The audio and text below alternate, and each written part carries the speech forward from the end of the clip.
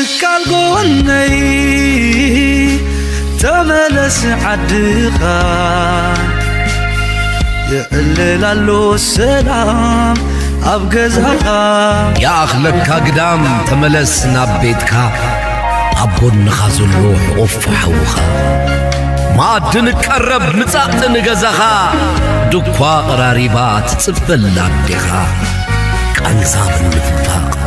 يا أخلنا بكا يا كل أغلي قرات موت مخصواس بالحق عشا حد نام قصاص لو بيدو اللو فتحي كابدبنا للزب نهو قاب فقري نعان درارب حوي مكالقوني تملس عدقا يقللالو السلام أبقزها إلل إلل إلل إلل إلل إلل يغرن بحال تلازمتيها زوناتنا نبتاح علي لسان الصغار. Of fighting terrorism, US forces in Syria actually have a very, very different agenda. Summit in Astana, India's External Affairs Minister Dr. S. Jaishankar held bilateral talks with his Chinese counterpart Wang Yi. To discuss the Syria dossier, it's been quite vital, and over the course of the past year or so, Ankara has been more vocal. Ethiopia. We have no proof of the presence of Eritrean troops.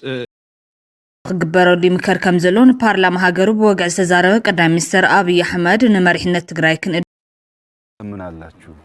እንዴት ሰው ይሄን ምድር ይዞ ምግብ ይለምናል አውሮፕላን ይለምን መኪና ይለምን ሳተላይት ይለምን For Africa now, where on closer inspection, Nigerian customs services intercepted a cache of weapons and ammo.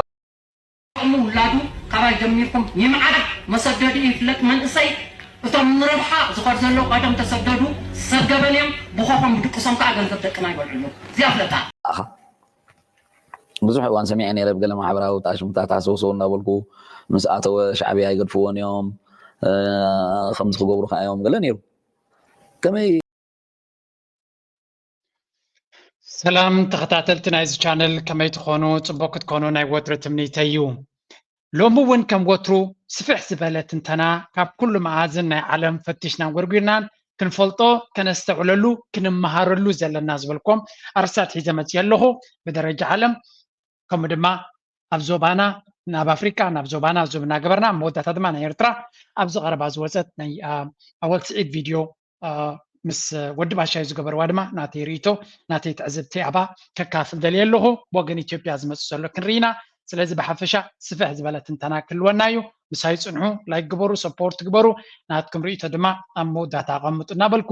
መጀመርያ ከርእየኩም ደልየ ዘለኹ ኣርእስቲ ናይ ሎሚ ሓደ ዘገርም ሓበሬታ ከርእየኩም እየ ብሽም ዲሞክራሲ ዝግበር ዘሎ ዝተገብረ ታሪኽን ዝቕፅል ዘሎ ዝምታን ክንርኢና ምክንያቱ ነዚ ከይፈለጥካ ነዚ ተዓሚትካ ምኻድ ክሳዕ ክንደይ ሓደጋ ከም ዝኾነ The guise of fighting terrorism, US forces in Syria actually have a very, very different agenda. መንግስቲ ኣሜሪካ ኣብ ግዜ ምሕደራ ናይ ባራክ ኦባማ ኣብ ሱርያ ንዝነበረ ግብረ ሽበራዊ መጥቃዕቲ ወይ እውን ጭቆና ኣብ ልዕሊ ህዝቢ ብምባል ነቲ ኣብኡ ዝነበረ ሃገር ነታ ሃገር ኣይሲስ ብዝብል ሓደ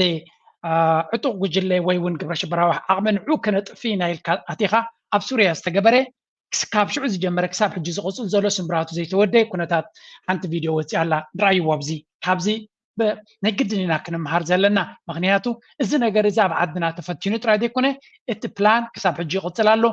ማይክ ሃመር ናብ ኢትዮጵያ ኣትሎ ፅንሕ ኢልና ክንሪኦ ኢና ምስ According to the Chinese Foreign Ministry, by the way, they say that America is there simply to plunder Syria's natural resources, which at the end of the day now has put over half of the Syrian population into a state of dire straits.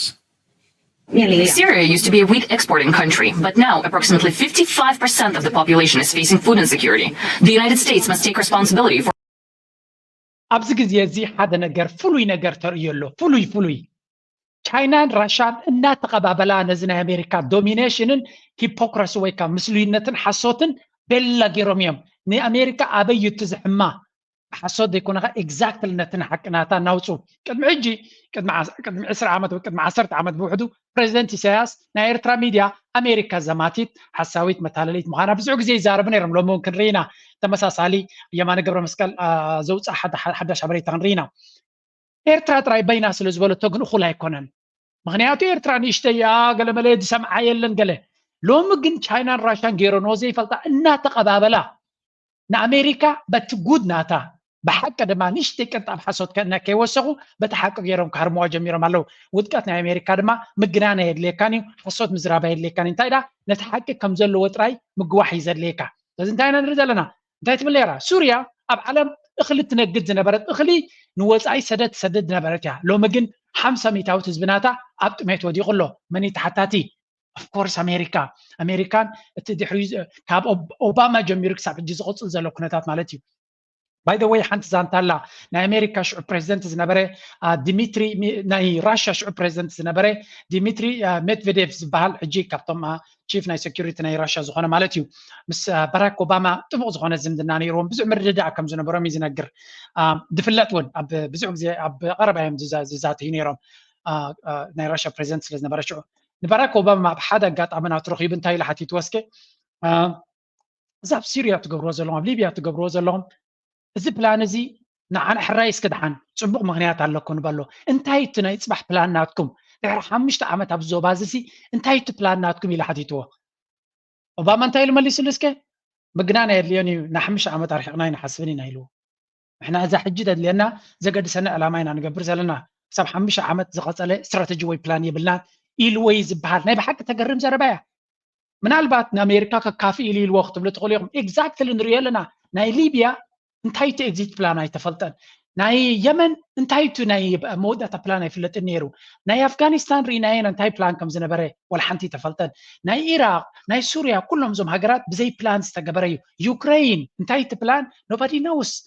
ውግእ ትቃፀል ኣላ ሃገር እንታይ እቲ ፕላን ሕጂ ናብ ሱርያ ንመለስ ናይ ብሓቂ ዘገርም እዩ ሱርያ እንታይ ትብል ኣላ ቻይና ድማ ቤላ ገርያ ትሃርሞም ዘላ ራሽያ ድማ ክቕበልዎም እዮም For all of this, facts have shown that the United States schemes to plunder resources under the guise of combating terrorism. It talks about human rights all the time, yet it infringes on the right to subsistence and the right to life of the people of other countries. America ኣብ ዝኸደቶ by the way أبي أحمد كمان مرير وبزعبه هيمان رايتس فيديو غيرو للنكان أبزناي برلماناتو إزي هيمان رايتس بحال بعفوم أمريكا كل جزء مستقص ويم نحجرات مسكسسيهم مجمرة هيمان رايتس بحال جن تايت ولا مالا تشاينا سب مقبك بلع تغيلو تمرتك ركب تغيلو حكمناك ركب تغيلو بسلام كنبر تغيلو بعدو السيتي هيمان رايتس بحال هيمان dignity and right نزي أيو إكزاك كابديو ميكر حوا كونس غلي زبل نزي إكزاك لزاز ربازيا انتايلو له ولا أبي أحمد أبكال زي 5 الكمية أبزالن كنا بس البرلمان هيمان رايتس بحال البوليتيكا والجندا زتقاموليو هيمان رايتس حزبي أبعدو كنبر تغيلو كمحر تغيلو كبلع تغيلو كستن تغيلو حكمنا ركب تغيلو مثلا ترغيبو نسي هيمان رايتس بحال الميديا وزيو 26 channel غير كالو كقرع سلازو عليه ويكأو سلازو عليه هيمان رايت الله مالته يكونن تديهم لهم مجمريا مثل نسب كبرنا يتكسبات مسرت عاوز اليوم نجارات تقرب له تخلد بعق مخايو معرنت غيرو كابت زلو صقاتات كركب يخلدو እዚ ዕቶታት እዚ ኣብ ኤርትራ ሓሊፍካ እንተሪኻ ድማ እቲ መንግስቲ በቲ ዘለዎ ፀገማት ውሑድ ፀጋታት እዩ ዘለዎ ነተን ውሑዳት ግን ንበዓሉ ገቢቱ ንሱ ንደቁ ናይ ኮነ ዝጥቀመሉ ዘሎ ዝኾነ ይኹን ኤርትራዊ ተቃዋሚ ይኹን ደጋፊ ዘይገድስ ነዛ ኩነታት እዚኣ ይተኣማመነላ እዩ ደቅቶም ሓለፍቲ ፍሉይ ፀጋታት ከም ዘይብሎም ካብቲ ተራ ህዝቢ ወይ እውን ኣብ ፍሉይ ዩኒቨርሲታት ናይ ዱባይ ከይዶም ወይ ናይ ኣሜሪካ ናይ ኤውሮጳን ዩኒቨርሲታት ወይ ይመሃሩ ዘለዎም ከም ካልኦት ኣፍሪካውያን ኣብ ኤርትራ እታ ንሳቶም ዝሃነፅዎ ሃገር ደቆም ኣብዮም ዝመሃሩ ዘለዉ እታ ንሳቶም ዝሃነፅዎ ሃገር ደቆም እታ ሶም ዝሃነፅዋ ሕክምናታት ናይቲ ሃገር ደቆም እውን ኣብዮም ዝሕከሙ ዘለዉ ስለዚ እንታይ ኢና ንርኢ ዘለና ነታ ዝሃነፅካይ ሃገር ክትነብረላን ብኣ ክትነብርን ብኣ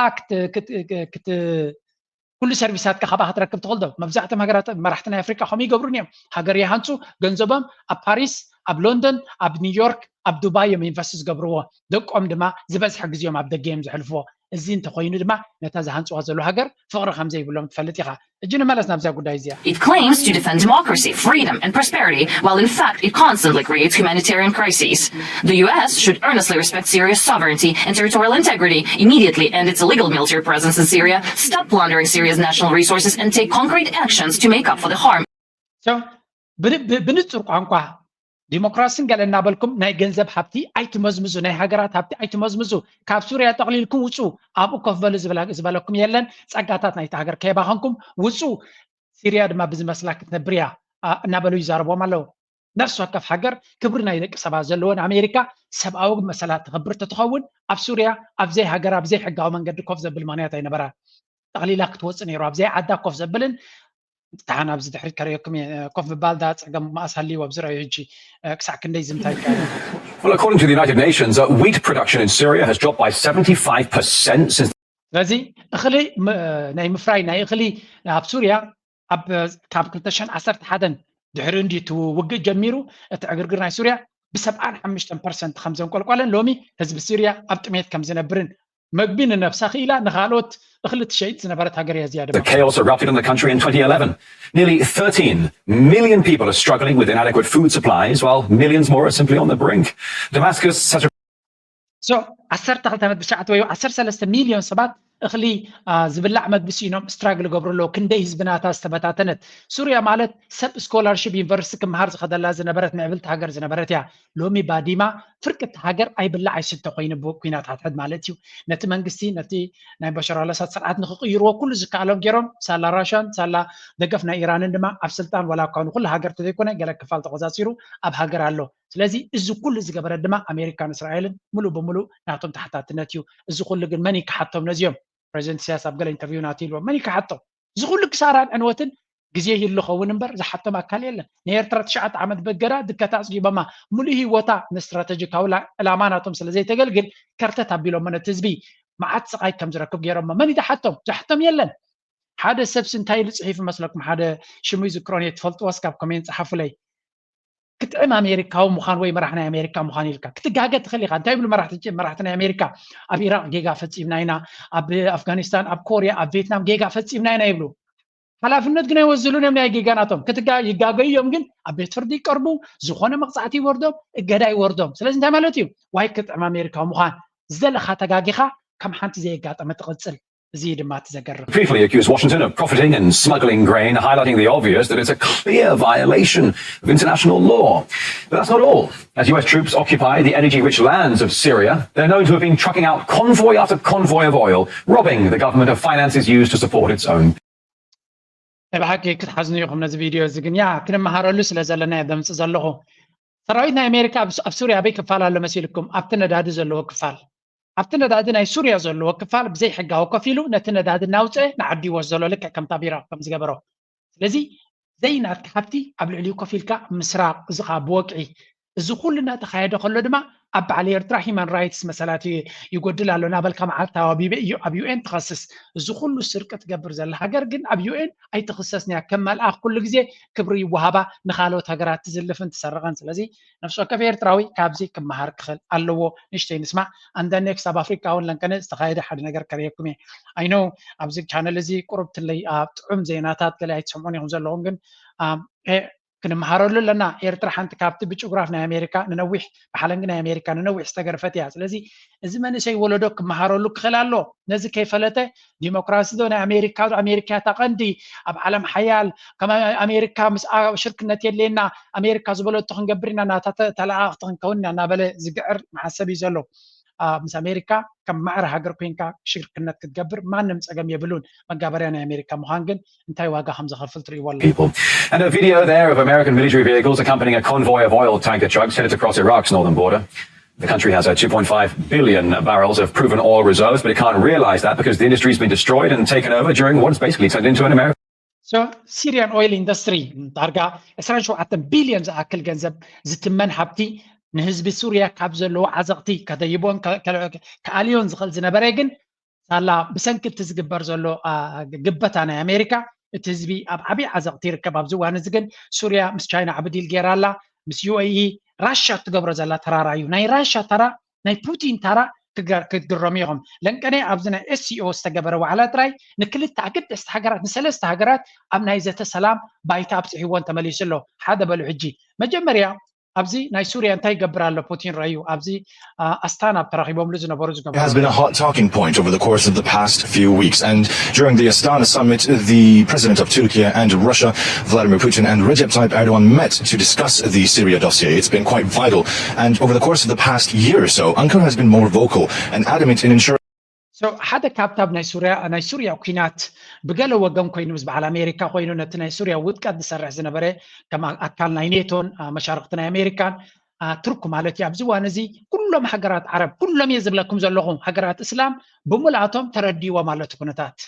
أمريكان أوروبان أو توقم جيم تردي وماله لنفسه كف زردهم زلوا دما بوتين تشاينان عبد رايت أو تلو انتاي قبرا انتاي غير بوتين ابزنا استانا نا اس يو ركب زنبره نا شانغاي كوبريشن اورجانيزيشن اخي باب استانا كازاخستان زنبره مجمريا انتاي غيرو ني اردوان ناي ترك رخيبو ازراريبو مس سوريا ركب كتقبر كتكلال لك ازو غداي نايس مس سوريا زلكم تفتح خلالو مخنياتو سوريا نسخاتكم غربيت هاجريكم ناي زبنات تاريخ زلكم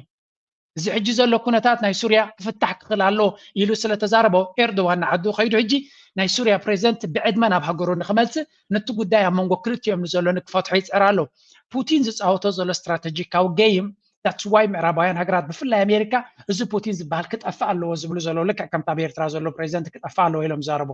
እንታይ ገብር ኣሎ ፑቲንን ቻይናን ኣሜሪካ ኤግዛክትሊ በትናታ ጌም እዮም ፀወትዋ ዘለዉ ኣብ ማእከላይ ምብራቅ ሓደ ካብቲ ናይ ኣሜሪካ ዶሚኔሽን ወይ ከዓ ዕብለላ ንክቅፅል ዝግበር ዝነበረ ጌም እንታይ እዩ ኣብ መንጎ እተን ሃገራት ምትምማን ከም ዘይህሉን ኩሉ ግዜ ናይ ውግእ ስግኣት ክህሉ ከም ዝኽእልን ጌርያ ትነብር ነይራ ንኣብነት ኢራን ምስ ስዑድያ ኩሉ ግዜ ኣብ ምትህልላኽ እየን ነይረን إيران مس تركي أم تهللاخ ينيران تركي مس سعودية أم تهللاخ ينيرو ترجعهم لهم إذا هم ثلاثة عبيت major regional powers سعودية تركي كم دما إيران ثلاثة يوم زيهم أم تفنان سلزلو تايمز قبرنيرهم نتهم كالو دما نتمستحادة كل زجايم زي دما ربحان أيمانيم ربحان ناي إسرائيل ينيرو قد ميومون لومي تاريخ كوين زلو أب إيراق صدام حسين كله هذا عبي major حيال ينيرو أب ليبيا زلو دما እቶም ቀዳሞት ሓያላት ዝበሃሉ ከምዚ ናይ ቱርክ ሎሚ ከይተንስአ ከሎ ወይ እውን ከምዚ ናይ ሎሚ ኢራን ዳርጋ ሓይሊ ከይረኸቡ ከሎ ተቐደም ዝፍራሕ ዝነበረ ሰዳም ሁሴን ናይ ኢራቅ ናይ ሊብያ ገዳፊ እዚኣቶም እዮም ነይሮም እቶም ሓያላት ከመይ ገይሮም ኣጥፊኦሞም ከምኡ ድማ ናይ ሲርያ ዝነበረ ሓይሊ ሓያላት እዮም ነይሮም ቅድሚ ሲኦም ካልኦት መጀመርያ ንኢራቅ ሰዳም ሁሴን ከም ዝእለ ገይሮም ካብ ሲስተም ከም ዝጠፍእ ገይሮም ተሃገር ሕንፍሽፍሽ ኣትይዋ ድሕሪኡ ተቐንዲ ስጋት ዝነበረ ገዳፊ ነይሩ ንገዳፊ ሕንፍሽፍሽ እትዮምሉ ሳልሳይ ድማ ሲርያ ነይሩ ንሱርያ ግን ምሉእ ብምሉእ ኣይተዓወቱሉን ማለት እዩ ሕጂ ድሒሮም ዝመፁ ሪጅናል ፓወርስካ ናይ ኢራን ናይ ቱርኪ ከምኡ ድማ ናይ ስዑድያ ነዚኦም ከመይ ጌርካ ተፃወቶም እዩ ነይሩ እቲ ገይም ኣብዚ እዋን እዚ ቻይና ከምኡ ድማ ራሽያ ፅቡቅ ገይሮም ነቲ ገይም ስለ ዝፈልጥዎ እንታይ ገይሮም ቻይና ኣብ መንጎ ኢራንን ስዑድያን ዝነበረ ናይ ዓመታት ህልኽ ኣብ መንጎ ክልቲአን ጥራይ ዘይኮነስ ኣብ ዝኾነት ሃገር ዝግበር ዕግርግር ኣንፃር መርገፂ ስለ ዝሕዙ እቲ ኩነታት ከም ዝብእስ ይገብሩ ነይሮም ክልቲኦም ኣብ ጣውላ ኮፍ ኢሎም ሎሚ ኣብ ዝለዓለ ሽርክነት ገፆም ይኸዱ ኣለዉ እናተደማመፁ ድማ ክልቲኦም ድማ ኣካላት ናይ ብሪክስ ገይሮሞም ኣለዉ ምክንያቱ ኢራን ቀረባ ዝምድና ምስ መን ኣለዎ ምስ ራሽያ ኣለዎ ከምኡ ድማ ምስ ቻይና ኣለዎ ስዑድያ ድማ እቲ ዝዓበይ ዕዳጋ ናይ ነዳዲ ናታ ካብ ሕጂ ንድሓር እውን ቻይና ይክኸውን ስለዚ ከምኡ ድማ ናይ ነዳዲ ኣብ ሓደ ብሎክ ምስ መን ኣሎ ምስ ኢራንን ምስ ራሽያን ስለዚ ሰለስቲኦም ኣብ ሓደ ብሎካት እዮም ኣለዉ ከምኡ ድማ ዩኤኢ ክንደኦም እኳ ኣይኮነን ግን ሓደ ኣገዳሲ ሜጀር ራይዚንግ ፓወር እዩ ንስኻ ካልእ ቱርክ ዝበሃል ምስ ኢራን ስምማዕ ኣይነበሮን ንክልቲኦም ኣብ ሓደ ጣውላ ብመንጎኝነት ብምቅርራብ ናይ ራሽያ ምክንያቱ ራሽያ ምስ ክልቲኦም ፅቡቅ ዝምድና ስለ ዘለዎ ስለዚ ኣብዚ እዋን እዚ እዞም እስላማውያን ሃገራት ብምልኦም ከምኡ ድማ ቱርክ ምስ ግብፂ ርክብ ኣይነበሮን ወይ እውን ፅቡቅ ዝምድና ኣይነበሮን ኩሉ እዚ ድማ ናይ ኣሜሪካን ናይ እስራኤልን ገይም እዩ ሃገራት ዓረብ ወይ ሃገራት እስላም ክሰማምዓ ከም ዘይብለን ኩላቶም ነዚ ገይም ስለ ዝተረድኦም ሎሚ ቱርኪ ናብ ግብፂ ከይዱ ፅቡቅ ዝኾነ ዝምድና ገይሩ ናይ ኢራን መራሒ ቅድሚ ምማቱ ሕጂ ሓድሽ መራሒ ገይሮም ኣለዉ ናብ ቱርክያ ከይዱ ፅቡቅ ስምምዕ ቢዝነስ ዲልስ ገይሩ ኣሎ ናይ ቱርኪ ናብ ስዑድያን ናብ ኢማራትን ብምኻብ ዝምድንኦም ኣመሓይሾም ናይ ኢራን መራሒ ናብ ስዑድያ ብምምፃእ ኣብ ታሪክ ፍሉይ ታሪክ ተሰሪዑ ማለት እዩ ስለዚ እንታይ ንርኢ ኣለና ኩሎም እዞም ሃገራት እዚኣቶም ዝምድንኦም ኣብ ትክክል መንገዲ መፅኡ ኣሎ ኩሉ እዚ ስራሕ እዚ ድማ ናይ ራሽያን ናይ ቻይናን ስራሕ እዩ ሕጂ ናይ ፑቲን ስራሕ ግን ኣብ መንጎ እዚኦም ሃገራት ዓረብ ጥራይ ኣይኮነን ኔክስት ጌም ድማ ራዩ እዚ ድማ ንኣሜሪካ ዝቃስ ዝኸሊ ዘሎ ናይ ብሓቂ ቨሪ ኢንትረስቲንግ መድረክ ኢና ንነብር ዘለና ንነብረሉ ዘለና ግዜ ኣዝዩ ፍሉይ እዩ ምናልባት ንዓይ ጥራይ ኮይኑ ክስማዕ ንኸይሉ እስከ ናትኩም ርእይቶ ሃቡ ከምዚ ኣነ ዝረኣየኒ ይረኣየኩም ዘሎ ናይ ብሓቂ بجك تسالساي كونات عالم بأمريكا خلى عال زغل تزوي كوينو عالمنا عبز بلس أنا سلام مدرخيات تخيد الله confident تخين قبلكم يخيل تون كوسك عزلو بزناي يوكرين تبقسي زلو أبدان يوروب أنا أمريكان نفس سالساي كونات عالم إيتيوم قال شجر كيف ترو نمبر عالمنا عبز بلس أنا سلام مدرخ يا تخيد الله بفلا أمريكا ناب أمر أنت تمليسا معناته عبيدة زل أمريكا زغلو زكبر زلو نغطي لابزي Putin is a very very intelligent man. Among كلته أكيد تستأكلت بريكس بنا أمريكا جيمس زكبر زلو listen now. Now, on the final day of the Shanghai Cooperation Organization Summit in Astana, India's External Affairs Minister Dr. S. Jaishankar held bilateral talks with his Chinese counterpart Wang Yi, where the two agreed to step up talks to resolve a long-standing border dispute which has stalled relations between New Delhi and Beijing. Jaishankar emphasized on accelerating efforts to achieve complete disengagement from the remaining contentious areas and restore peace and tranquility along the border, further stressing on how respecting the line of actual control and maintaining peace in the border area should be of mutual respect, should actively resume normal exchange. እዚኦም ትሪእዎም ዘለኹም ናይ ህንድን ናይ ቻይናን ሚኒስትሪ ጉዳያት ወፃኢ እዮም ክልቲኦም እዞም ክልቲኦም ሃገራት ኣብ ብሪክስ ዝዓበየ ቁጠባ ዘለወን ከምኡ ድማ ብዓለም ደረጃ እተን ዝዓበየ ናይ ቁጠባዊ ዕቤት ኤንጂን መሰረት ናይ ቁጠባዊ ዕቤት ክልተ እዚአን ሃገራት እዚአን ቻይናን ህንድን እቶም the biggest growth drivers ወይ ከዓ ዕቤት ናይ ቁጠባ ናይ ዓለምና ካብዘን ክልተ ሃገራት እዩ ዝመፅእ ክልቲአን ድማ ጎረባብቲ ሃገራት እየን ክልቲአን 1.4 ነፍሲ ወከፈን 1.4 ቢልዮን ህዝቢ ከባቢ 2.8 ቢልዮን ህዝቢ ዓለም ኣብዘን ክልተ ሃገራት እዩ ዝነብር ፈርዲኹም ኣለኹም ክልቲአን ዓብይ ፖቴንሻል ዘለወን ሃገራት እየን أمريكا قلنا تجيمتها تجبرنا الله نزن كلتين هجرات نايدوبس أجمع فتيرات لنا الله نايدوبس أجمع عبي شجر كويني كونن جد أمريكا بتدفع زلا أمونجون فعين شجر نعبي غير له بوتين knows this game سلز فلتن تجيرو أبزانا SEO ركبز تجبره أمونجون كانت تزاريبهم كلتيهم أبت أولان مسيهم كردادو خمسة لهم درجة أبت أولان أب ركبن كابزي جبرنا ويحهم كيدا منيرهم هندقن هجي تردي ومالو أبز حلفة عمد بفلا أمريكا أتيا أقولنا أمريكا خينا أنصار رشا أنصار تشاينا بزع بروباغندا خبر جميرة ميرم أمريكا جن أبغض قوات كتوم كم تحسب زلا سلسترد أمجي دايرهم تحرير تمليسهم لأنكني ناي هندي برايم مينستر مودي نبراشا كايديو قبل اللي دما كدمي بوتين نتكون تاتتي سبوا غيرو يستحقلوا له أما نقول كل يوم هجرات لاين أوف كوميونيكيشن تطويل نيرو نايدوب تنشنس نيروهم سلزي كل يوم هجرات أبطأ خفيلو زلهم شجر بزغلت فمنجدي نكفتحوه أما نقوم زلوا سجم قطبام عزيز شركنا زلوا بزح زملالا قطبا زلوهم يوم سلزي نزيهم كل يوم دما بشمجلنا ناي بوتين سبق زخنا زمدنا نخجبرو ركبها كايدو مالو this is a huge news معرباو زينا معرباو ميديا كزارب اللي دلني سلامتاي أنصار ربحهم سلزخنا تشاينا راشان زجبرو زمدنا تراي رشا محميمهم والله تشاينا مثل هندي سبق زمدنا كم تعبريك زلوا سبق زمدنا تجيرهم game is over ولا حنت خجبري كلنا معرباين هجرات سلزي بوتين نت استراتيجينا عالمنا بالتعميو smartly intelligently تسعاته اللي زلوا نتهم أجد استهجرات عالم مغنيات راشا كاب سلامية تخصب تشاينا كاب سلامية تخصب تاونكو كاب كيناتن أجرجر تخصب هجر منيا صارما أمريكا نخالوت بمتفنان حدا كله أسوار بمشاء تخصب هجريا زعبي إندسترينا تابزوها نزي زعب زلوا مالتيو نهاية إندستري هذا دما أمم وحدات متفنان بمقبار divide and conquer زبل استراتيجي نحنا تتقمو على مؤمن قبل الأؤمن زك أنا حزنا برا أمريكا لازم زجاي مزي it's not gonna work anymore زت راي ده كونه راشا أنت هتكبر زلا مس تشاينا خوينا نابنت هندين تايت دلنيرا هندي ولا كوا بقطبات عبنت لا مس تشاينا زمت عطن عقمية بالله بقطبة عقمية بالله ولا بوت هدراون عقمية بالله أمريكا قلنا نحنا أسوار كنبكمينا نحنا درونس كنبكمينا نحنا قلة تكنولوجي كنبكمينا يلوميهم أجوخ نابل يشادنوهم نيرم أجوك أنت أجي راشا you don't even need that يلو بعلو أبتجي ماتيو بركز مس تشاينا ترى داديو مالتيو أسوار تزاد ليكم مغنياتو زبس أسوارنا هندي كبراشا سلزمت كله تزاد ليكم أسوار نحنا كنا تقومينا بمبال رأي was a deal استقبار زلوا it's crazy. Prime Minister Narendra Modi's scheduled visit to Russia on July 8th. Moscow has announced defense deals with New Delhi. Russia's defense export agency, Rosbonexport, has said it will start manufacturing Mango missiles for Indian Army's T-72 and T-90 tank locally. The Russian defense giant, which is a key part of the Rostec State Corporation, has launched the production of سنتين الرلا نابزي نبحكي من البات الجيك أسنا بالكون كودية أمم جزين حجرات زلوا فلليات ብዝቀልጠፈ መንገዲ ትጋብ ኣብ መንጎን ዘሎ ናጥፍዎ ይኸድሎ መጠን ቀልጢፎም ንሳቶም እትጋብ ኣብ መንጎም ዘሎ ፀገም ዝፈትሕዎ መጠኑ ዓለምና ሰላም ከተስተማቕር እያ ስለዚ ዝበዝሐ ወታደራዊ ዓቕሚ ናይ ህንዲ ኣብ ራሽያ ዝምርኮስ እዩ ራሽያ ትሕግዛ ነይራ ካብ ቀደም ስለዚ ምስኣቶም ዘለዎም ሽርክነት ብምዕባይ ፋብሪካታት ናይ ኣፅዋሮም ኣብ ህንዲ ኣብ ኒው ክኸፍትዎ ከም ዝደልዩ ዘለውን ንህንዲ ድማ ዘድሊ ደገፍ ክገብሩላ ምዃኖምን እቲ ወታደራዊ ሓይሊ ይኹን ከምኡውን ካልእ መሳርሒታት ዘድልዮም ኩሉ ራሽያ ክትቦም ምዃና እዚ ድማ ኩሉ ግዜ ኢንላይን ምስ ቻይና ዘለዎም ርክብ ሕጂ እውን ተራኺቦም ነይሮም ኣብ ዝለዓለ ተመሳሳልነት ከም ዘለዎም there's only one enemy ኣብ መንጎኦም ፀላኢናቶም ድማ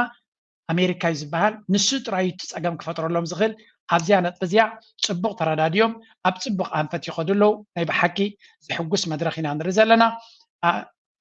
ከማይ እንድሕር ኮይንኩም መብዛሕትና እንታይ ኢና ንደሊ ሰላም ኢና ንደሊ ሰላም ድማ ናብ ዘሎ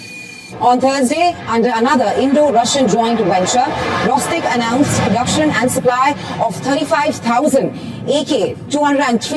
Kashkinov rifles to the Indian Ministry of Defense. Now, using Russian technologies and equipment, the AK-203 Begin with breaking news out of Iran. The Interior Ministry has declared reformist candidate Masoud Pezeshkian the winner of the presidential runoff election, beating conservative Saeed Jalili. Let's take a look at the results. Pezeshkian won with 53.7% of the vote, nearly 3 million ahead of Jalili, who got 44.3%. Iran's Interior Ministry says the turn. These were the scenes in Iran earlier where some have been celebrating. سنتين أنا رجالنا إيران دما بريزيدنت ناتا مريتا حدش بريزيدنت أبتا هاجر متيلو سلازي حدش بريزيدنت مريتا مالو دحرتي موت نايت بريزيدنت ناتهم حدش بريزيدنت متيلو political transition ناتهم كالت أجمع كفتر خوني زبل سقات نيرو أنت قناه بسلام حدش مسجار ناس سلطان كيرو مالو this is a big headline مرابع عالم بقالو تاو من قدي زقلت أزلو كم وترو دحن نزيجن شلل كنبلينا نايمود داتا فيديو ناتي بزعب أفريقيا رينا دحرينا بكالنا نسجرنا زياجن حنتي أجد أسيد فيديو لابزي أقرأت أوروبا كم يجرم شجر كم زتولكا بفلا يزيد بريش براز بس For Africa now, where on closer inspection, Nigerian Customs Services intercepted a cache of weapons and ammo from Turkey, valued at almost $180,000 US. Now, the operation at the airport in Lagos led to the arrest of one suspect. But that was just the latest, as the incident comes just days after the country seized. زتري وزلهم أطوارات أبودب نيجيريا حابيو نابتون بوكو حرام زبالو قبرش براين حيلتات نخوست بمركب جيرو زقات زنبريو لذي كما يجيرو قبرش برا بحجر كم زحيل بخمي من قد كبزاتو كما يلوم تم قبرش برا كم زمل ملو نكردانا كابي زمتنيرو شمنا يتهجر يتقصونا له حنتي أوروباوي تهجر ويك أكلنا نيتو زخونة هجر كاب أستبقسيو أبتي أسلعو مربب نايت هاجر دما أبي إيربورت تحيزو نايا مايت $1,000 أسوار نابتهم قبرش براز خيز نبريو سلازي الشباب زبحال ويون وكو حرام زبحال ويكالا أبساز إنسان أبني جرديو أمالي ديو أبقلق قبرش براوا حيلي ترعين تبايلو زي قبرش برازي كاب حاجرات معرباين حاجرات دمتس دقف كم زلون أسوارات كم زوهابون لوجستيك كم زوهابون تقمت إلهم دمانة تمقسي نحنا كن حق زكاينا بمبال بخلوتي دابل جوكا بمصوات هابتنا يتهاجر مزماز كم زتقامولين عن فلت بزي كله تقبرش براز بار بريتكست ويكا قد ما كنت إيدوم نكوتو نخمزمزو نخسرقو زتقامو مخانو حدا كابز استجبت حبريتا أو سوشيال ميديا كزور زغنيهيو كابز كنا مهار Just days after the country seized over 800 brand new shotguns and over 100,000 rounds of ammunition in the nation's port town of Onne. Now, this exclusive footage from there shows what was uncovered from inside a 40-foot container, also shipped from Turkey. We heard from the customs spokesperson. ስለዚህ ክንዲዚ ዝኣክል ኣፅዋራት ኣብ ሓንቲ ሃገር ኣትዩ ናይ ብሓቂ ዝሕዝን እዩ እቲ ናይቲ ሓላፊ ናይቲ ሰራዊት because in the last time we had this seizures amount in this quantum in this number was in I think around 2017 we have series of seizures of arms but not in this quantity so it's a success because if these arms find their ways into Nigeria within the point you track and intercept that is what really happened that So, زي ناي قبر شبرا نرزن هنا ويون ني قبر شبرا وحيلي بخمي أطواراتن حجزن كم زات ونرزن هنا حج بقاتا حنتي مزت تحاحز بوغن يرترا استقلت مزنا يراشا كاوكي وطانا أبكالا رسخن كيد منتان أبزيا حنت الله يمانا قبر مسكال أب تويتر ناتو أب إكس زسفرا مالتيو نتسادما أمريكا زخونة حجر مس راشا نقد خيتجبر زخونة نبرت ناي راشا ناب راشا دشيت ويكاوز جز جدا كورد خمزغل نبزحات حجرات يتفراره نبعل أنا ساجن كابراشا نخد جز نفسها تجت أيقونتن أمريكا أبزع عمت زتراي ريكورد ليفل نا يورانيوم كابراشا تجزالا يورانيوم نيوكلير روات وار ويكان نيوكلير روات ساعات زدلت رنجريو سلامتا كابراشا تجزالا كاب كالك تجوزو سلازي تخل ويون كاب كالك تجوزو سلازي تمرت بريالنا أيقونن سلازي أمريكا نخالوت علامات مسكالوت نخيت نجد كل كلا نبعلا جن زدليا نيروبا نتزد اليوم ساعات غاز كاب أوروبا نخي جوزو كابراشا نخي جوزو تقلال جراجرات له مالا نعتاد ما تشط له مالا نسا يورانيوم سلازي بلاجن نبعلا كابراشا تجزالا حساب كندي انتايلو صحيفوا له يمان مستر حبريتنا يرتراوت يمان جبر مسكن duplicity means the name of the game نخالوت كم زجبرو نخالجن ننفس خاجن دليت كاتجبر حق نخالوت نعنا جناي ملكتن زبل أصل نرد لنا بعلير ترى كاتم سير ترى ترى كونسي بتزاو وارم سير ترى نقدر نخيت جبر ون الجدال لو أمريكا مس أجدات تزال هجر كاتم نقدر ترى كونس بتزاو واري نخال أكال هيب كان برات أكال كم زاتون سكندري يبلوه كمون تحرجير كون يفراروا يم أمريكا نبعلهم جد أتي عالم ملو مسون خينا جد دخل كلوز لو راشا كابو زي اليوم يجوزوا له سلام تاي كراشات شطر لهم على جلان دحرلكم كراشا كابهم تزيج يوم ما هب كال خمس جزء واصل دفلتو راشات سجمية باللومن دعاء يوم زي اللي زلوا سجاتات علوم شت واللوم نفسهم لمالوم لذي أمريكا تبلون تجبرون سماهم مدرن في اللي كم زلوا يرتفع صبوا جرمي مسفلتوا زي كابنا ويا مسفلتوا لو مجن عالم ملو فليتاتو عالم ملونا ناتا كالكوليشن تكبر جميرة هندي سلامتا كابراشا ندادة تجزي بالوان بعلوم جن اتزل اليوم يورانيوم تجزوس أجمع يبلومن نهندق ندادة سلزي بالله اتزل لي ندادة نخيت تجزي شاينا سلامتا كاب ندادة كاب راشا تجزو لهم نابلو ليتم معتن خصوهم لذي نا أمريكا بوليسي كل سب كنسرول زلويو تزعج الزما كل سب ريوه لومي بكل سب عويل جزارة بلوزلو كنت كوين له أبيكس نيمانة قبر مسكال نيمانة تويمانة قبر مسكال حاولتي فلو أنت قبركم ما بزح بريتا كبير ترادوس زناي بوليتيكا ترادي كونس أبير تراز قبر زولوس بونغرات أبتشاب بايدوس حبريتا ونبوسي قبريش لذي كيدكم أبيكس بليز نتناي مصر حبريتا كتعبي وقت كل لكم فلو كنت قبر كل لكم زدما نوعون محقواس ويقال يكون نتهاجر دقف قبرت خينكا نتكاود واتس حبريتا شيرنا قبر كان بكلو نابكالك كم زبصح نمقبار نايكلنا قد يخور مالتي أجي أبوشت أبتزوبانا جزنا كملسينا مغنيات بزوت حستو سلازلني مجمرنا بيننا خن جمرو بين جميرنا بين كن ودوينا اسك بزيادة حن جمر بزوح عندي دزرب زلو بزيادة اسكن جمر علوا منقص خقبرو دي مكر كمزلون بارلام هاجرو بوقع سزارة قدام مستر أبي أحمد نمرحنا تقراي كن إد جميروم أبي أمر رح تقراي إمنت كمزلو بتسفون تزجلت قدام منستر تمزابلتنا يمبلاس مسرح كمزات لونا رجاجتهم بابالة بيت مخري رحمت أول أبزوريات تجبابرة سمع بريتوريا استفلالي من الدنجاراتين الزحل بمال التجبابرات سمع بكم يكون تاتو لزبل حتى مسك أربعي تقدم مستر أبي تمزابل تسقراي كملسو أبي أمر رح تقراي إمنت كمزلو بتسفون نتجلت زلهم أتي قدام مستر وسيخو مرح تجزام حدار تقراين ودب حوحاتن نتقداي بسلامة من قد نفتح حيال دليت اللوم زبل إمنت كمزلو عمل كيتو لهم تقراي كلاي منجست ترانسيشنال منجستو በቲፒኤልኤፍ ዋና ኃላፊዎች እኔ አሁን ያለኝ እምነት በሰላማዊ መንገድ ጉዳዩ እንዲፈታ ከፍተኛ ፍላጎት አላቸው በዚያ አግባብ እየሰሩ ነው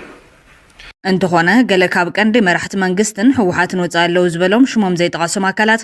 ነገራት ክጋደድ ዝደልዩ ሰባት ኣለው ሕዝውን ድርቅና ዘለዎምን ሕዝውን ብዙሕ ቁጣዕ ዘለዎምን ውልቀ ሰባት ኣለው ኢሎም ከመንግስቱና ከቲፒኤልኤፍ ዋነኛ ኃላፊዎች ውጪ ግን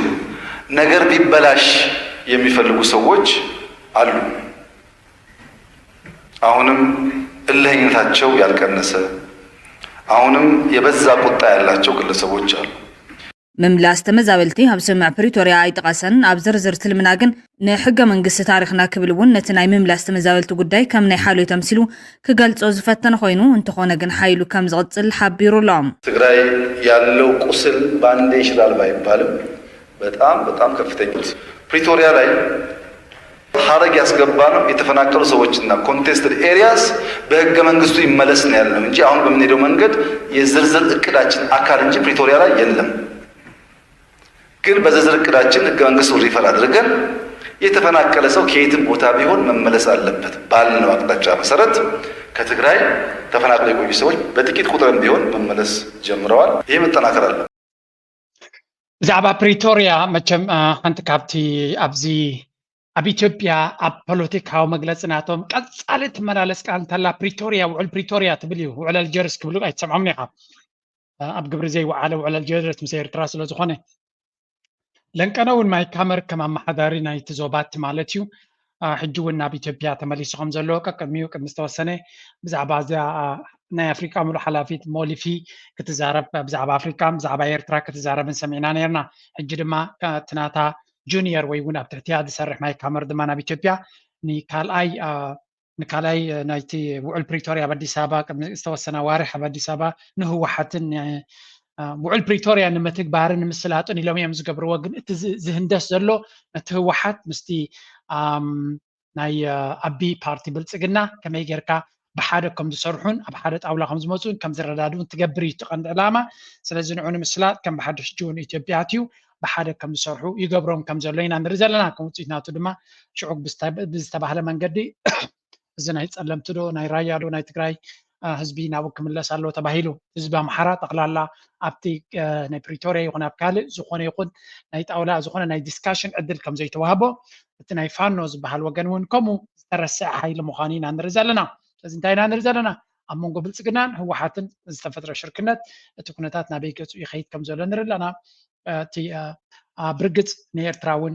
ሓደ ድራማ ከም ዝእሎም ዘሎ ፍሉጥ እዩ። ምክንያቱ ኣሜሪካ ኣብ ዝሓለፈ እታ ሞሊፊ ብዛዕባ ኤርትራ ዝበለቶ ገሊፀልኩም ነይረ ፅኒሕ ኢለ ከቕርበልኩም ክፍትነ ብዛዕባ ኤርትራ ተመሳሳሊ ፍልይ ዝበለ ሓበሬታ ዘይኮነስ ሓደ ሓድሽ ሓበሬታ እውን ሂባ ነይራ እያ። እዚ ድማ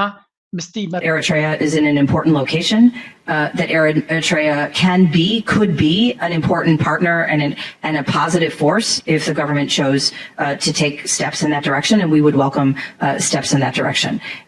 But it is, there, you know well, the uneasy history between Eritrea and Ethiopia, particularly Tigray.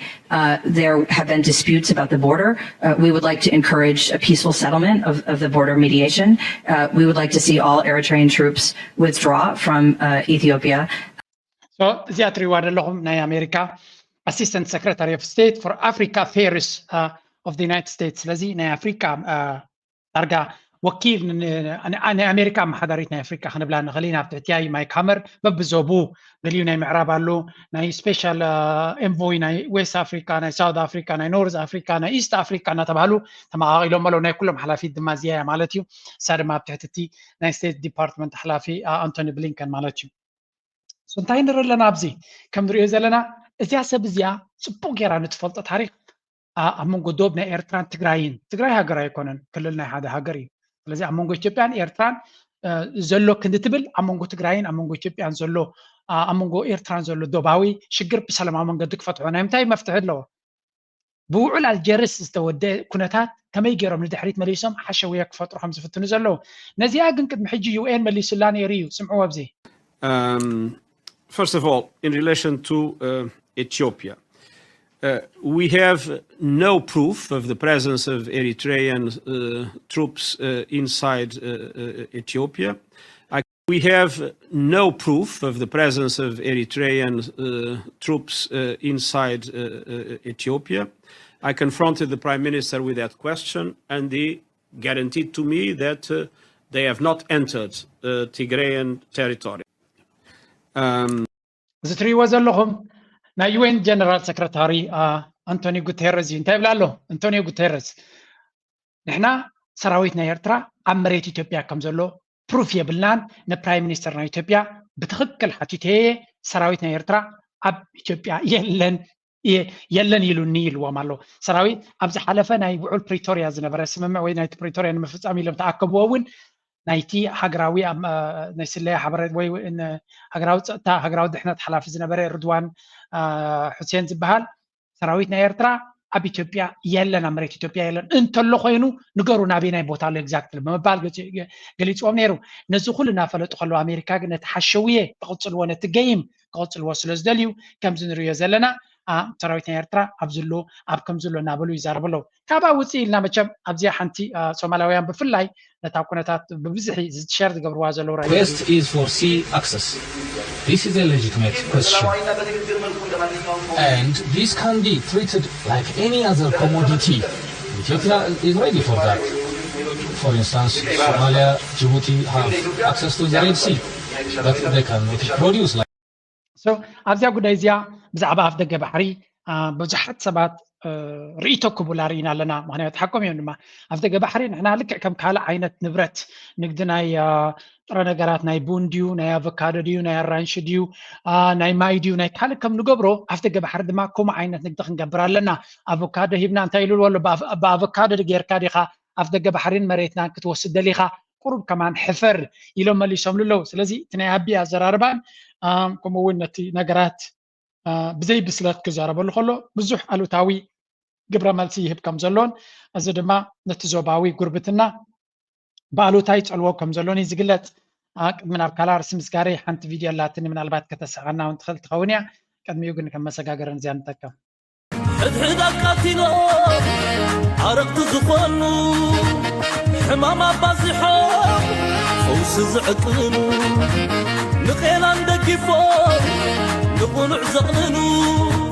ቀደም ዝፈልጦም ቆርበት ከይተኸድኑ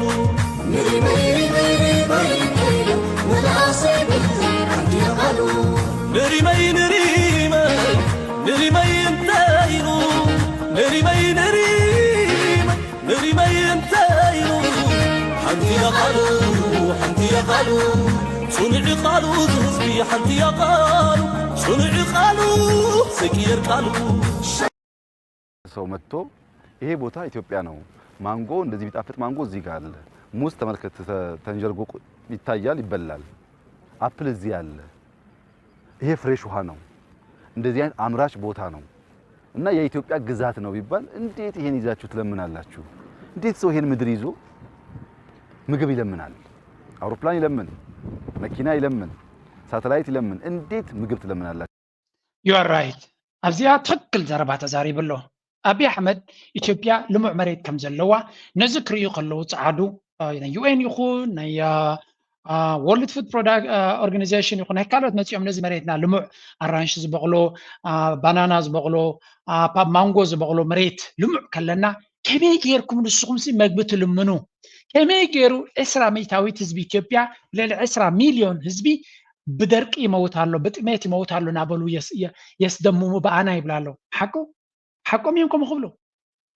ኢትዮጵያ ብኩሉ ነጥብታት ካብቲ ዘረቡ ተመልኪስና ጥራይ ሓደ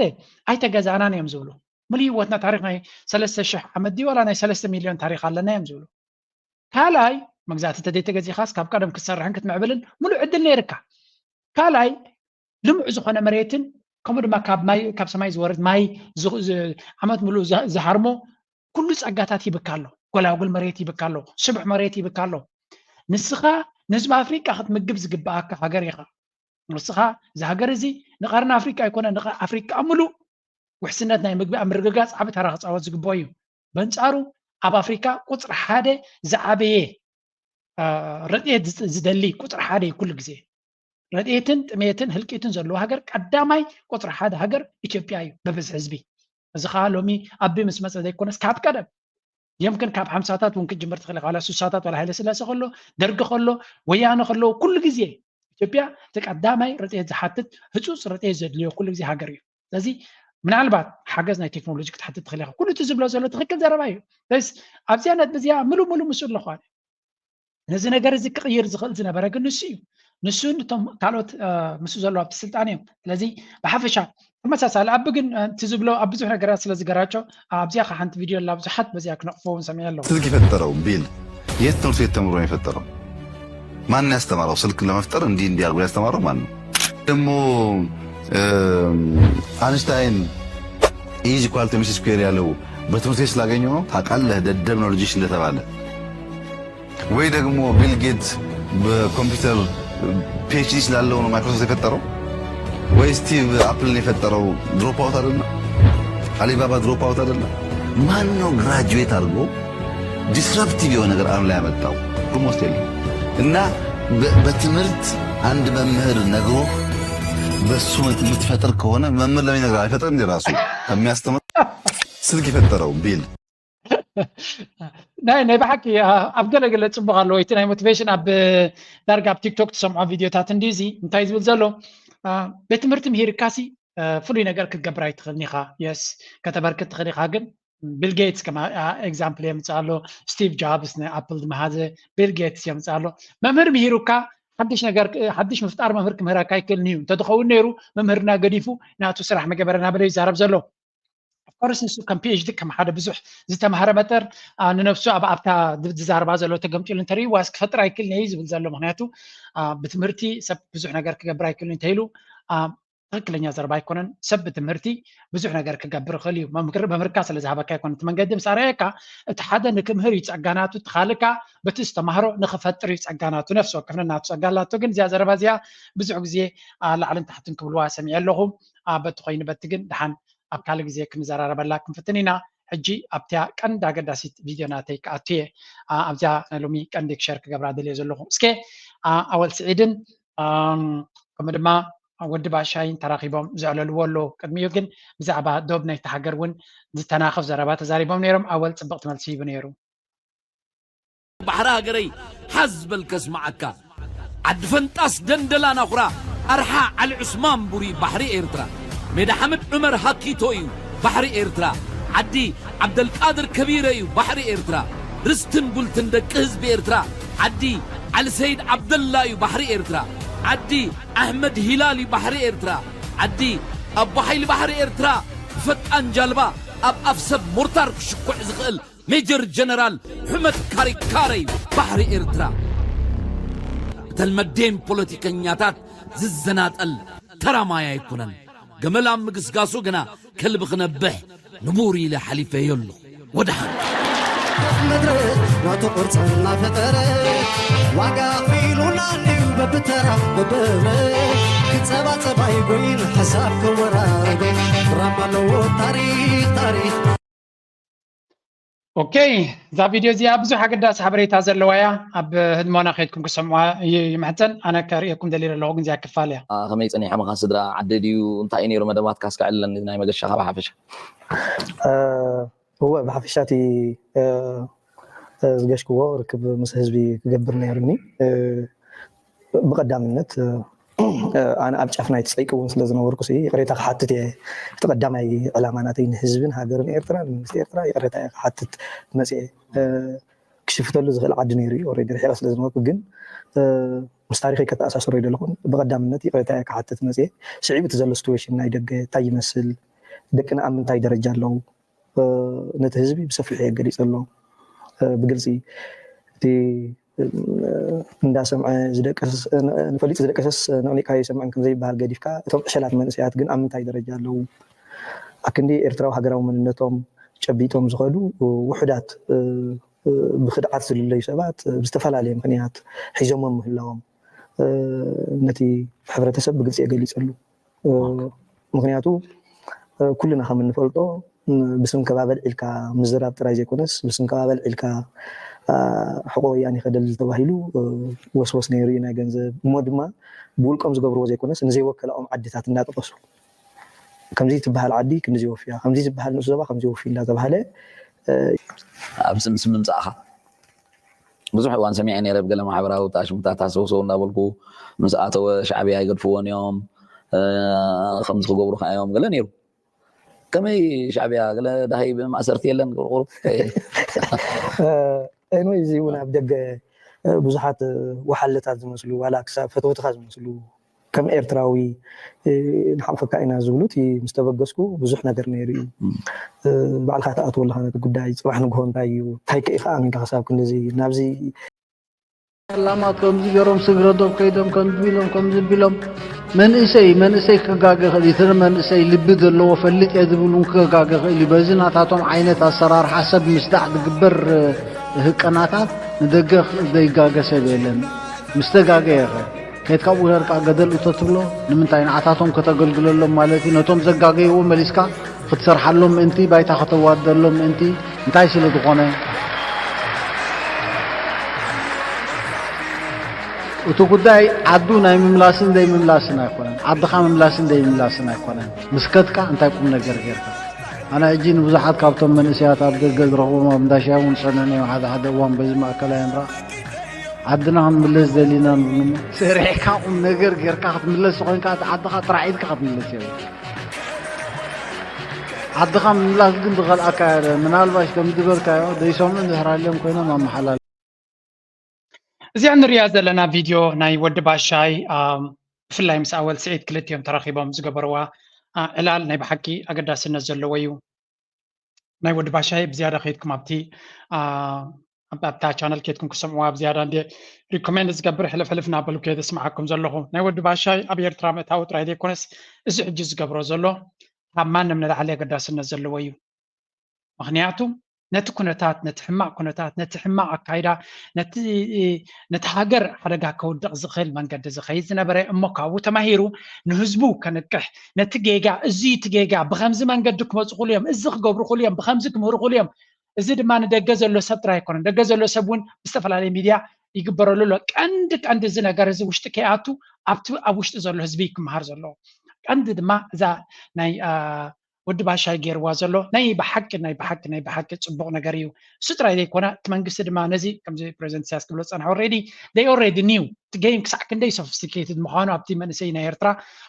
ተበጊሱ ዝነበረ ተኣሊሙ ዝነበረ ኩነታት ክሳዕ ክንደይ ከቢድ ምዃኑ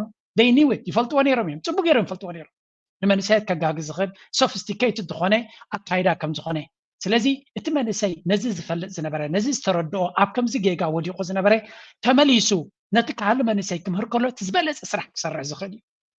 እዚ ከዓ ኣብ ደገ ንዘሎ ጥራይ ኣይኮነን ደገ ንዘሎ እውን ዝለዓለ ተራይ ዘድልየካ እቲ ቀንዲ ፀገም ኣብ ዘገ ስለ ዘሎ እቲ ንገብሮ ዘለና ብዓቕምና ነቲ ኣብ ውሽጢ ዘሎ ግን በዚ መንገዲ ከምዝናበሉ የጋግይዎ ኣለዎ እንድሕር ተባሂሉ እቲ መንእሰይ ኣብ ውሽጢ ክፀሪ ዘለዎ ተቐንዲ ነቲ ሃገር ዘድልያ መንእሰይ ድማ ኣብ ውሽጢ ሃገር ዘሎ እዩ ስለዚ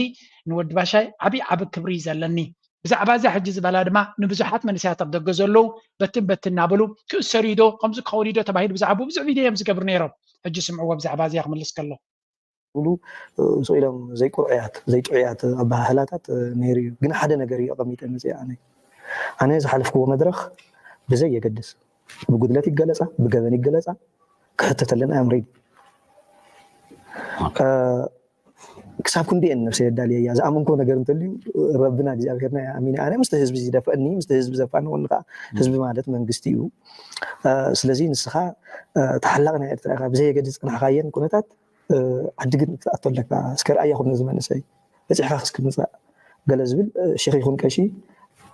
ዓብይ ይኹን ንእሽተይ ነይሩ እዩ ኦፍኮርስ ኣነ ባዕለይ ዘመንጭኽዎ ጥራይ ኣይነበረን ብሓሳብ ግን በዚ ክሕተት ኣምሬዲ ወይ ዘይከኣል ኮይኑ እምበር ዋላ ንክፍረድ እውን መፀዋዕታ ምገበርኩም ቤት ፍርዲ ታሪክ እዩ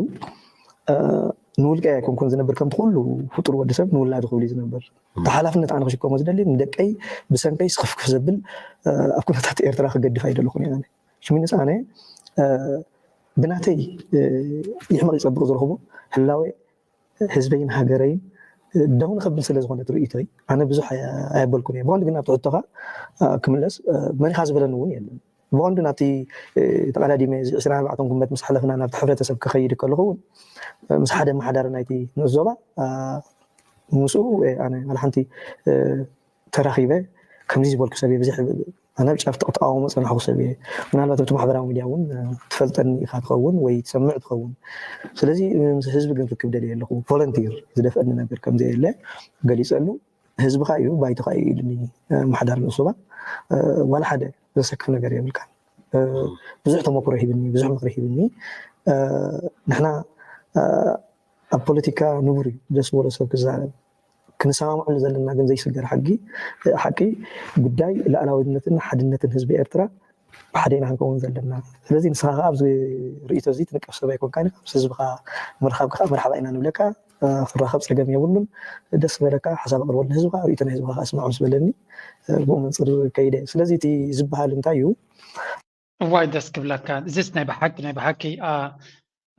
ኣይ ኖ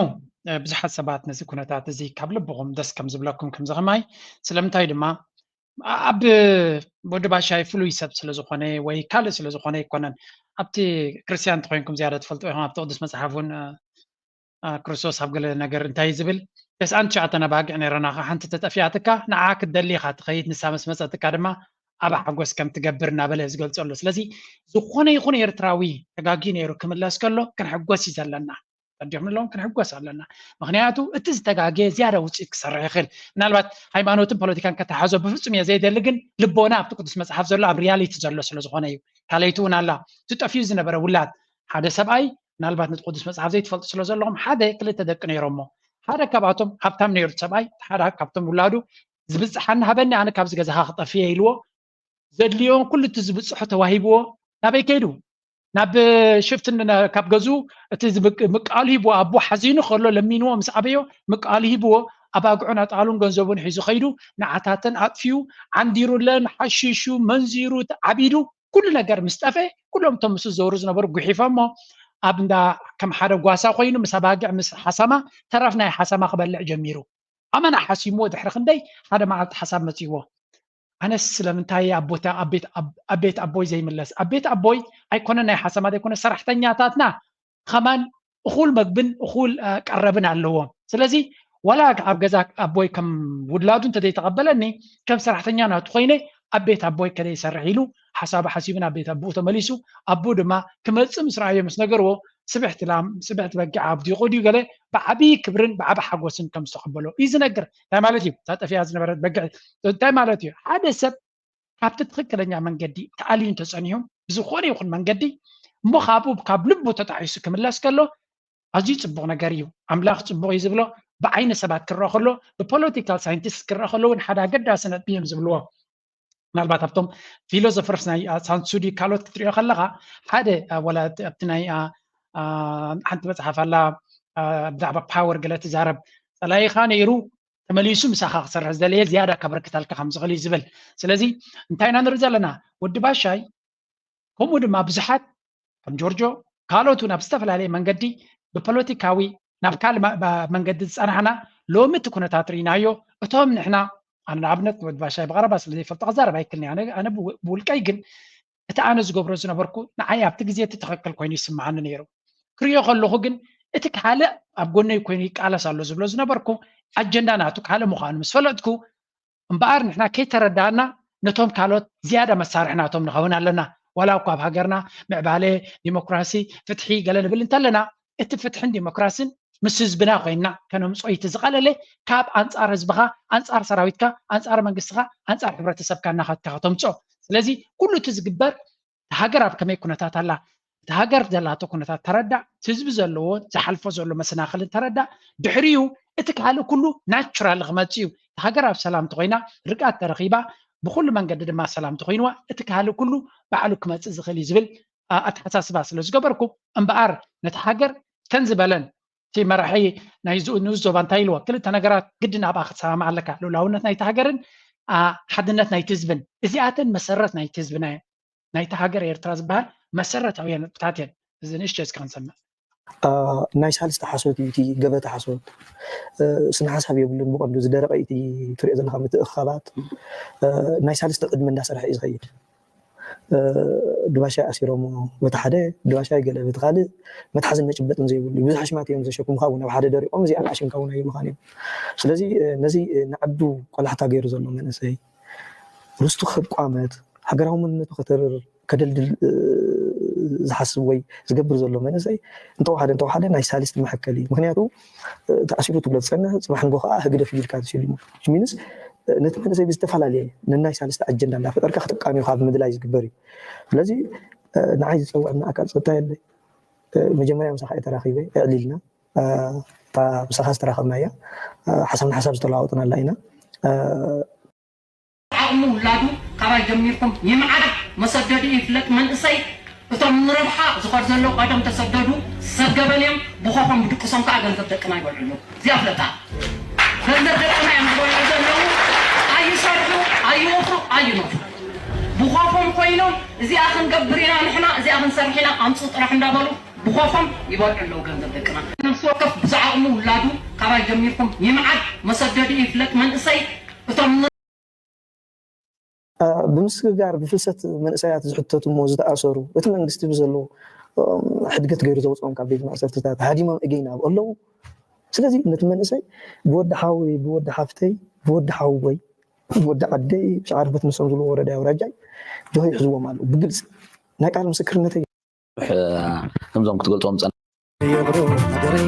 ኣብቲ ንብሎ ዘለና ካበታት ብዙሕ ከምዞም ክትገልጾም ፀናሕ ካለው ኩሉና ንፈልጦም ማለት እዩ ሳቶም ህዝቢ ዘሎ ህዝቢ ዝፈልጦም ዘይመስሎም ብገበን ብሕቶቶም ዝኽትብሎ ፀናሕካ ኣለዎም እዮም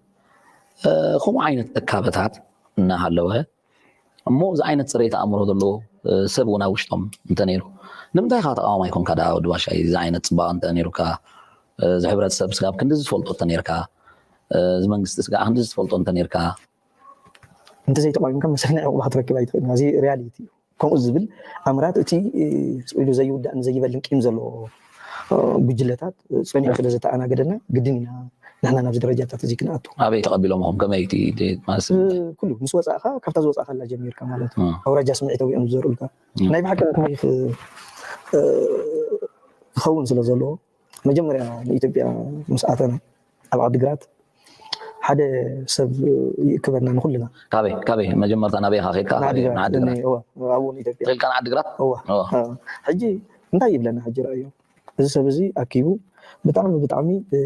ብጣዕሚ ሕማቅ ኢኹም ዘለኹም ኤርትራውያን መንግስትኩም ሕማቅ በቃ ጠቅላላ ዝተዓደለ መንግስቲ እዩ ዘለኩም እንታይ ገለ ዝብል ከይዳ ናብቲ ዓንባርነቱ ብጣዕሚ በውራጃ ትህሰዩ ሰባት እውን እኒኦኹም ኢኹም እዩ በውራጃ ትህሰዩ ሰባት እውን ርዱእ ንፈልጡ ኢና ንሕና ፍላይ ዘከሎ ግዛ ገለ ዝብል ኩዕሶስ ደርብዮም እና ንበካ ሕጂ የስንቁካ ኣለዉ ማለት እዩ ከይድካ ካብኡ ወሪድካ ካብኡ ዘቢልካ ካልእቲ ነጥብ ከዓ ታታሴራ ምሕዳግ እያ ራእያ ሕጂ ቦቢልካ እቲ ንጎን ምሸት ካልእ ትረኽቦ ነገር የለን ሽሚንስ ንስኻ ፃዕዳ ወረቐት ኢኻ ትወፅእ ዘለካ ከምታ ቀዲመ ዝበልኩኻ በቃ እቲ ኩሉ ነገር ከም ቅዱስ ከም ሓላል ኢኻ ትወስዶ ለውጢ የድልየኒ ዝብል ኣምራት እውን ናብ ነብስኻ ይላበስ ማለት እዩ ኩሉ እዚ ሕጂ ዝረኣኻዮ ናይ መወዳእታ ርሕቐት ዝወድእ ፀላእ ዘውፅኦ ማለት እዩ ጉዳይ ትግራይ ትግርኛ ጋእዝያን ኢና ሓደ ኢና ህዝቢ ብህዝቢ ዝፍታሕ ዶባት ዝብል ኣዝዩ ክርኳሕ ዝኾነ ኣብ ፖለቲካ ዓለም ዘሎ ኣብ ሃገራት ናይ ዓለም መፍትሒ ኮይኑ ዘይፈልጥ ሽዑ ይነበረ 24 ጉንበት ክንገብር ከለና ዝዛረበና የለን ባንዴራ ኤርትራ ተጠምጢና ክንገብር ወላ ሓንቲ የለን ጭርሖ ሕልፍ ሓሊና ወትሮ ዓወትን ሓፋሽ ክንብል ከለና ዝዛረብ የለን ምክንያቱ እቲ ኣጀንዳ ገና ብዙሕ ክሓልፍ ዝግብኦ ነገር ነይሩ ማለት እዩ በትናቶም በትናይ ፀላት ኣጀንዳ ስለዚ በዚ መንፅር እዚ እንዳተፀልኻ ኦልሬዲ ንነብስኻ ከም ሓደ ተቃዋማይ ትሪኣ ማለት እዩ ከይዱ ግን እንታይ እዩ መወዳእታ ከም ተቀዲመ ዝጠንቀፍኩካ ግዜ ናይ ባዕሉ መምህር እዩ ልብን ሳዕርን እንዳሓደረ ይበቁል ከም ዝበሃልካ ብምሉኡ እቲ ኣጀንዳ ናይ ፀላእቲ እንዳተጋሃደ ከይዱ ማለት እዩ ሶ ኣብዚ ሕጂ ናይቲ ፍሉይነት ናይቲ ተቃውሞ እንታይ ነታ ተቃውሞ ክንፍትሽ ዝኽኣለና ብውልቀይ ማለት እዩ ሓደ ተቃዋማይ ክበሃል እንከሎ ምስ መንግስቲ ናይቲ ሃገር ተቀበሎ ይትቀበሎ ኣብቲ ሓንቲ ትሻርኽ ኣብቲ ሓንቲ ከዓ ክትፈላለ ትኽእል ኢኻ ኣብቲ ትሻረኾ ነገር እንታይ እዩ ላዕላዊ ሓድነትን ናይ ህዝብን ሃገርን ምስቲ መንግስቲ ተሳጢምካ ምስቲ መንግስቲ ኮይንካ ኣንፃር ፀላእቲ ደሞ ባልያ እዚኣ ናይ ጥዑዕ ተቃውሞ ኣብቲ ፍልልይ ክመፅእ ዘሎ ከዓ ምናልባት ነቲ ምሕደራ ዓገብከንካ ትነጥፍ ትዛረብ ተሓምኾም ኩሉ ስለዚ ናይ ሓደ ተቃዋማይ ክኸውን ዝግብኦ እዚ እንተደኣ ኮይኑ እቲ ዝኸይድ ዘሎ ከዓ ከምኡ ከምዘይምኳኑ ስለተረዳእና ኢና ብለውቲ ኣቲና ማለት እዩ ወዲ ባሻይ ሕጂ እንታይ እዩ ብዙሕ እዋን ቃለ መሕትት ጌርካ እንዲኻ ብዝተፈላለየ መድረኻት ግን ዘይሰምዖ ክህሉ ክእል እዩ እዚ ገዛናትና ከዓ ካለን ድዩ ነቲ ደይሰምዐ ሓበሬታ ክኾኖ ምእንቲ መጀመርታ ምስ ወፃኻ ብቀደም ተኸተል ናበይ ናበይኹም ኬድኩም ከመልካ ተወዲብካ እቲ ምንቅስቃስ ኣበይ ኣበይ በፂሑ ካብ እስራኤል ናበይ ኬድካ ካብ ዝትብሎ ዘለካ ናይ ትግራይ ቦታ እንታይ እዩ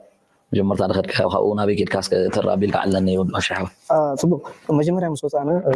ኣብ ሽመልባ ናይ 8 ዕድመ እዩ ነይርኒ ወታደር ዲኻ ነርካ ትወፅእ ከለካ ድልድል ወታደር ኣብ ክፍለ ሰራዊት 16 ሳልሳይ ብርጌድ ነይረ እኒሆ ሰለስቲአን ወፅደን ብዝተፈላለየ እዋን ረየኒ ካብኡ ካብ ሽመልባ ናይ 8 ዕድል እዩ ነይርኒ ማለት 17 18 ኣትየ 25 24 ወፅየ ሱዳን ከይድና ካብ ሱዳን እስራኤል ኢና ወሒና ካብ እስራኤል ከዓ ኣብኡ እቲ ዝነበረ ናይ ተቃውሞ ዝብል ኣምር ከምቲ ዝቀደመ ንኩሉ እቲ ናይ እስራኤል እቲ መሃጅማት ነቲ ዕላል ማለት نتعلال أبتا channel كيتكم تسمعوها زي ናይ ወዲ ባሻይ ኤክስፒሪየንስ ወይ እውን ኣካይዳን ጉዕዞን ግን ንዝበዝሕ መንእሰይ ኣብ ኤርትራ ዘሎ ዓብዪ ለውጢ ከምፅእ ዝኽእል ሓጋዚ ነጥቢ ክኸውን ከም ዝኽእል ቅንጣብ ዝበሃል ጥርጥር የብለይን። ምክንያቱ ከምዚ ናቱ ተመክሮ ከምዚ ናቱ ኤክስፒሪየንስ ነቲ ህዝብና ልዑል ኣገዳስነት እዩ ዘለዎ። ምክንያቱ ስቑኢልካ ኣይኮነን እቲ እዚ ንሪኦ ዘለና ካብ ዜሮ ዝተበገሰ ኣይኮነን። ብዙሕ መንእሰይ ብዝተፈላለየ መሰናኽል ምሳ ግን ኩሉ ግዜ ኣነ ሓደ ነገር ከመሓላልፎ ዝደሊ ስለ ዘሎ እዩ። ኩሉ ግዜ እቲ ፖሊስ ናይቲ መንግስቲ ድማ ክርዳኣና ክኽላሎ ተዘይ ተረዲና ኩሉ ግዜ ኣብ ጌጋ ክንነብር ስለ ዝኾንና ትብሎ ንምንታይ ንዓታቶም ከተገልግለሎም ከምዚ ጠላማት ከምዚ ገይሮም ስግረት ሃገር ሎሚ ዘይኮነ ፅባሕ እንታይ ካብ ትፅበ ከባኻትኩም ትምህርትን ሞያን ስራሕን ከምዚ ገዓት ልምልም ኢልካ ምኻድ ኣይከውን ኣብ ዓለም ገጥ ክትል ዘለካሲ መንእሰይ ክርኢ ከሎ ኣነስ ናይ ብሓቂ ታፍ ተሪ መንእሰይ ክኸውን ብእምሮ ቅድሚ ዝኣገረ ብካልእ ከዓ ብሓይሊ ናይ መኸተን ናይ ምስራሕ ኤርትራዊ ዘይግነቱ ክኸሎ ኣይክእልኒ ብጀካ ከዳዕ ሃገሩ ዝፀለመን ሃገሩ ዝገደፈን ዝኾነ ሰብ መሰሉ ክኸሎ ኣይክእልኒ። እዚ ዋና ነገር ንኩላቶም ኤርትራውያን ከምዚ ክትብሎ ፀናሕካ ደጋጊምና ነሕልፎ ደገ ከይድካ እዚአን ጥራይ ክትሕዙ የደልየ ዘለኹ እዚኣ ፕሬዚደንት ኢሳያስ ኣብ 2011 ኣቢሉ ኣብ ኣሜሪካ ዝበሎ እዩ። ሎሚ ግን ብተግባር ወዲ ባሻይ ካብቶም ናይ ኣገልግሎት ኣብቲ ዝለዓለ ደረጃ ዝነበረ ብዙሕ ዝገበረ ብኣካል ኢትዮጵያ ዝወረደ ኣብ ትግራይ ዝነበረ ኩሉ ነቲ ኩነታት ድማ ብውሽጥን ብረቂቕን ዝፈልጦ ሰብ ኣብ ኤርትራ እዩ ንህዝቡ ክምህርን ከነቅሕን ጀሚሩ ኣሎ። እዚ ድማ እቲ ዝበለፀ ኣብነት እዩ፣ እቲ ዝበለፀ መድረኽ እዩ። ሻዕብያ ናይ ብሓቂ ስማርት ፖለቲካዊ ኣተሓሳስባ ከም ዘለዎም በዚ ኢኻ ትፈልጥ። ብግዜያዊ ስሕተት ኖርማል ብስለት ናይ ፖለቲካ ዘይብሉ እንታይ ዝገብር ኣብ ገለ ግዜ ካባኻ ምስ ተኸለፈ ኣንፃሩ ኣርበጅታት ኢኻ ክትኩስ ትጅምር ብልሕንት ኣለካ ግን ግዜ ትቦ ከመይ ጌርካ ኣንፃርካ ከይዱ ነይሩ ናባኻ ከም ዝምለስ ትገብሮ ምክንያቱ ተመሊሱ ዝበለፀ ስራሕ ክሰርሓልካ ስለ ዝኽእል። ስለዚ እዚ ንሪኦ ዘለና ናይ ብሓቂ ደስ ዘብል እዩ። ወዲ ባሻይ ከምዚ ዓይነት ፕላትፎርም ተዋሂብዎ ምስ ኣወልዲ ምስ ካልኦት ዝገብርዎ ዘለዎ ድማ ናይ ብሓቂ ነቲ መንእሰይ ኣብ ውሽጢ ዘሎ ሓንጎሉ ክፅረብ ተፀሪቡ ዘሎ እንዲ ግን ፀላእቲ ቤናይ መንገዲ ከጥቅዕዎ ከም ዝኽእሉ ፈሊጡ ነቲ ሓድነቱ ነቲ ዘለዎ ልውላውነቱ ነቲ ዘለዎ ክብርታቱ መመሊሱ ከደንፍዖ ካብ ጌጋታትካ ዝያዳ ኢኻ ትመሃር ጌጋ ከይገበርካ ዝበለፀ ትምህርቲ ክትመሃር ኣይትኽእልኒ ኢኻ። ኣነ ንኣብነት ኣብ ሂወተይ መብዛሕትኡ ግዜ እቲ ዝያዳ ተመሂረሉ ዝብል ካብ ጌጋ ናተይ ተንስየ ካብቲ ውጥቀተይ ተንስየ ክኸይድ ከለኹ እዚኣ ከም ዘጋገየትንን ተፈሊተ ዝያዳ እየ ዝመሃረላ ኣብኡ ድማ ዝያዳ ዝዓበኹ ኮይኑ ዝስምዓኒ። ስለዚ ወናይ ወዲ ባሻይ ናይ ብሓቂ ዘሕጉስ እዩ። ኣነ እውን ብመዓልተይ ምስከትኩ ኤግዛክትሊ ከምዚ ዓይነት ኤክስፒሪየንስ ናተይ ተመክሮ ናተይ ዝሓለፍኮ መንገዲ ምስቶም መንእሰያት ሸር ጌርካ ንዓታቶም ፅባሕ ንጎ ቤናይት መንገዲ ክመፆም ክእል ትፀገም ሓሳብካ ክትቦም ዋላ ንእሽተይ እውን ይኹን ተመክሮካ ከተካፍሎም ከለካ ንሳቶም ዝያዳ ለቢሞም ክኸዱ ይኽእሉ። ስለዚ ኣብ ናትካ ደረጃ ወዲቖም ተሃስዮም ወይ ገለ ኮይኖም ዘይኮነስ ኮለጌና ተፀሪቦም ከምቲ ንስኻ ዝሓለፍካ ዘይኮነስ ካብኡ ዝበለፀ ሂወት ንኽህልዎም ክሕግዝ ዝኽእል እዩ ዝበልኳያ ናይ ሎሚ ቪድዮ ካብቲ ኖርማል ነዊሓላ ምክንያቱ እዚ ጉዳይ እዚ እውን ሸር ክገብሮ ስለ ዘለኹ ናይ ሆፕ ክሳብ ሕጂ ምሳይ ብፅሞና ዝተኸታተልኩምኒ ካብ ልቢ የመስግን። ኣብ ካልእ ስራሕ ክሳብ ንራኸብ ፅቡቅ እናተመነኹ ፕሊዝ ላይክ ግበሩ፣ ሰፖርት ግበሩ፣ ኮሜንት ናትኩም ግደፉ። ምዝያ ጥዕምቲ ደርፊ ክገድፈኩም እየ الكالوري مع صخير وصا تفارن كان بخاب برد مفراسة سعر كايرم بخاب وشتن بدك حقنات كعبي أنا بتحقق أنا يبن أنت حدا لبي أنا يبن كلنا كعبي أنا تكا يقولون أبسح أنا يبن قاسم كمان بسح أنا يبن أنت إريتراوي أنا يبن سبب مرحاوي أنا تكا يقولون أبسح أنا يبن قاسم كمان بسح